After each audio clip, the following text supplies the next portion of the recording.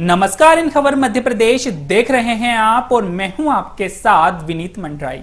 मध्य प्रदेश में विधानसभा चुनाव से पहले चाचौड़ा सीट इन दिनों प्रदेश भर में चर्चा बटोर रही है। चाचौड़ा सीट एक ऐसी विधानसभा है जिसका इतिहास काफी पुराना है। यही वो विधानसभा सीट है जिससे 1993 में उपचुनाव लड़कर दिग्विजय सिंह ने प्रदेश की कमान संभाली थी। दिग्विजय सिंह के लिए तत्कालीन कांग्रेस विधायक शिवनारायण मीणा ने सीट खाली की थी। शिवनारायण मीणा एकमात्र नेता है जो चाचौड़ा सीट से 4 बार विधायक चुने गए थे। वर्ष 1998, 2003, 2008 के चुनाव में शिवनारायण मीणा ने जीत की हैट्रिक भी लगाई थी। अब यह सीट दिग्विजय सिंह के लिए भी प्रतिष्ठा का विषय बन गई है, क्योंकि यहां से राज परिवार के सदस्य कभी चुनाव नहीं हारे। बीजेपी ने प्रियंका मीणा को टिकट देकर पार्टी का अधिकार प्रत्याशी घोषित किया है। प्रियंका मीणा को टिकट मिलने से नाराज ममता मीणा के बगावती तेवर बीजेपी के लिए सिरदर्द बना हुआ है।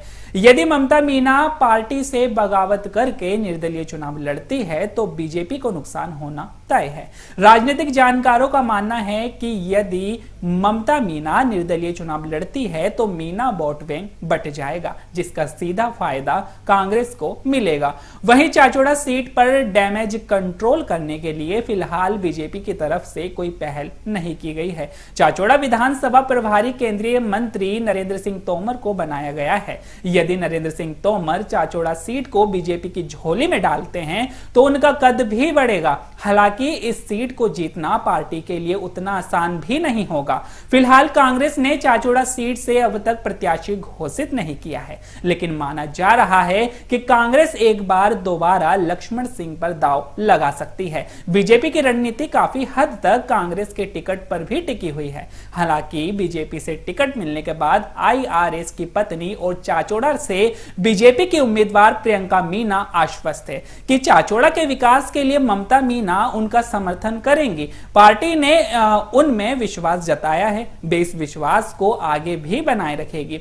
ममता मीणा ने बयान देते हुए कहा कि टिकट घोषित करने से पहले पार्टी ने उनसे पूछा नहीं है। पैराशूट के माध्यम से टिकट लॉन्च कर दी गई। जैसे पार्टी द्वारा टिकट दिया गया वैसे ही जनता से वोट भी ले लेंगे। ममता मीणा घर घर जाकर प्रियंका मीणा के लिए वोट नहीं मांगेगी। अब देखना होगा कि ममता मीणा बगावत करती है या फिर चुपचाप बैठती है। वहीं 2018 विधानसभा चुनाव की बात करें तो चाचौड़ा में कुल 2,03,378 मतदाता थे, जिसमें 1,08,333 पुरुष और 95,042 महिला मतदाता थे। इस चुनाव में कुल 1,64,544 लोगों ने मतदान किया था। चुनाव में कांग्रेस प्रत्याशी लक्ष्मण सिंह 81,908 वोट पाकर जीत गए, जबकि बीजेपी प्रत्याशी ममता मीणा को 72,111 वोटों के साथ हारना पड़ा। चुनाव में हार जीत का अंतर 9,797 था। तो वही बात करें चाचौड़ा सीट के इतिहास की